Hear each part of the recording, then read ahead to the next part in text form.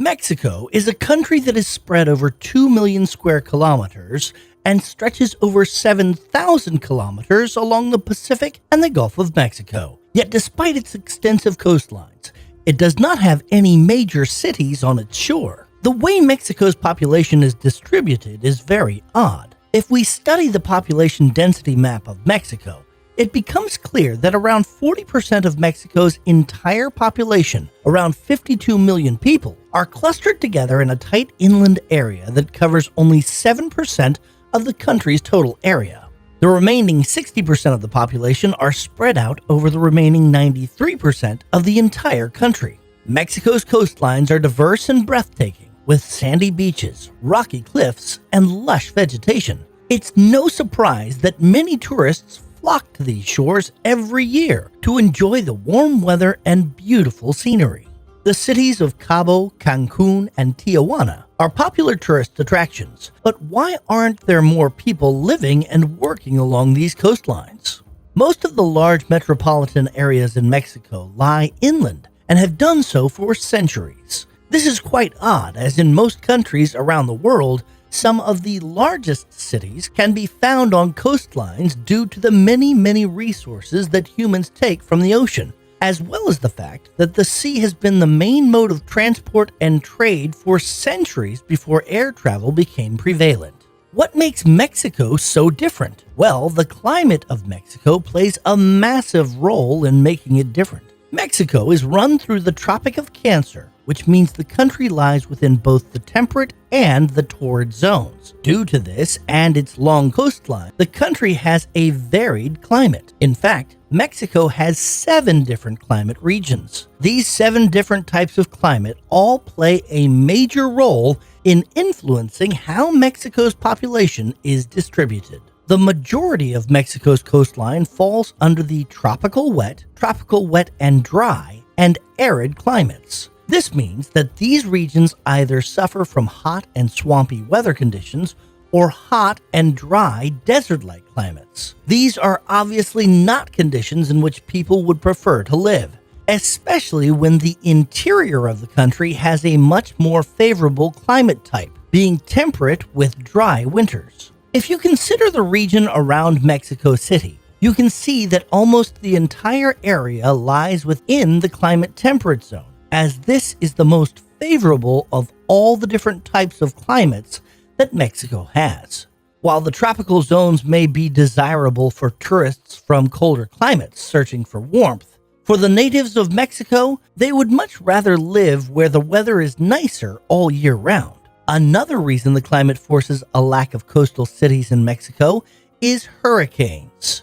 Due to its long coastline with warm currents on either side, both the Pacific and Atlantic coasts of Mexico are vulnerable to hurricanes.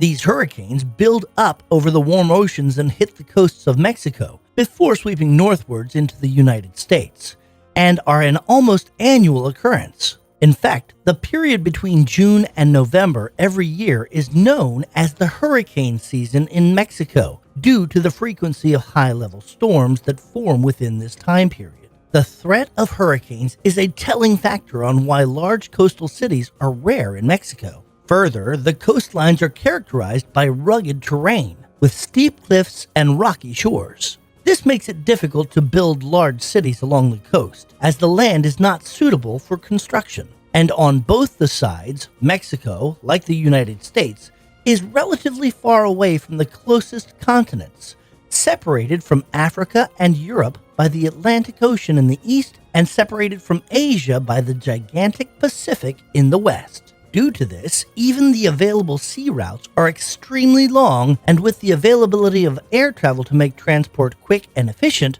port cities have become kind of obsolete. Mexico, like most countries in the Americas, Africa, and Asia, suffered under a long era of European colonization. The primary colonizers of the Mexican subcontinent were the Spanish, who came to its shores in search of new lands to conquer. They slaughtered the native Aztecs in their thousands, colonizing those who survived. The Aztec city of Tenochtitlan is the same site where the modern capital of Mexico City was founded by the Spanish. The Spanish weren't used to the heat and humidity present in the east coast of Mexico. So they too established their center of power further inland, where the climate was more like what they were used to in Europe. The Spanish were in search of silver and gold to take back to their homeland, and many of the cities established were around the areas where the Spanish found what they were looking for, and most of these were in the interior areas. Mexico City was established in an already inhabited area.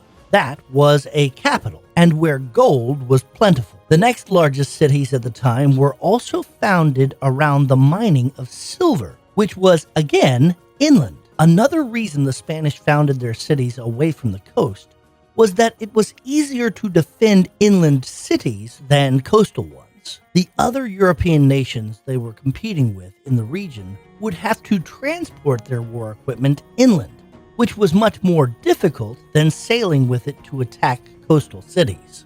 The only large port city established at the time was the port of Veracruz, which was the colonial entry point for the Spanish and the main port from which they sent back the resources they had plundered to Europe. Even in the present times, economically speaking, the country's economy is heavily focused on agriculture, mining, and manufacturing, which are centered in the interior of the country rather than along the coast. As a result, the coastal areas have not seen the same level of economic development as the inland areas, which has discouraged people from settling there. The relatively underdeveloped infrastructure of the country made it difficult for large cities to develop along the coastline. And as far as trade is concerned, Mexico does not have much of a need for seaports, as the majority of its trade takes place using land routes with the United States to the north. To the south, with all the countries of South America, it tends to go through the land route of Guatemala. Since the majority of the exports and imports happen to the north and south by land and not to the east and west by sea, the need for port cities on the coastlines is not very high. And with the development of air travel, now the need for shipping routes is even less. However, at present, certain coastal cities are beginning to boom in terms of economy and population in Mexico.